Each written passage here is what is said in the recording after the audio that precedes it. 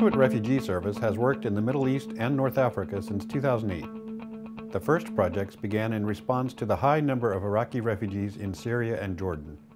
Since the conflict in Syria began in 2011, JRS has adapted and expanded its existing projects in Syria in order to adequately respond to the needs of millions of internally displaced people and the more than 2 million refugees spilling across Syria's borders into Jordan, Turkey, and Lebanon.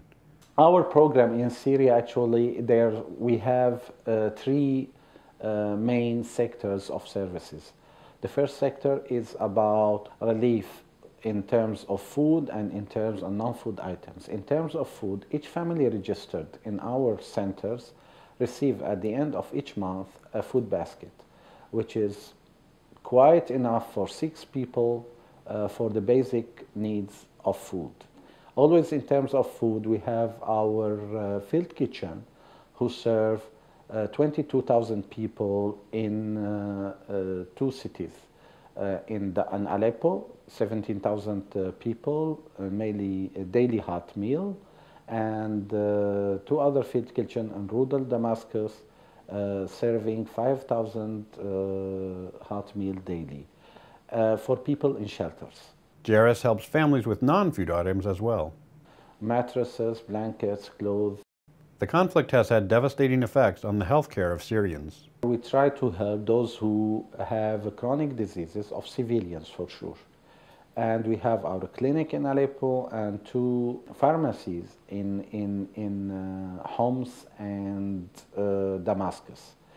So we have, for our clinic in Aleppo, we have a network of 15 doctors, different specialization, who are volunteers with us and who help. And in Homs and Aleppo, we have pharmacists and nurses. And we try to help those who are not able anymore to afford medicines, those who have chronic diseases. That's from one side. On the other side, we could help for referring people to hospitals, especially for women to give birth. That's the second sector. The third one, it's about the psychosocial support. With children, we have different centers in Aleppo, in Homs, and in Damascus, and in rural areas.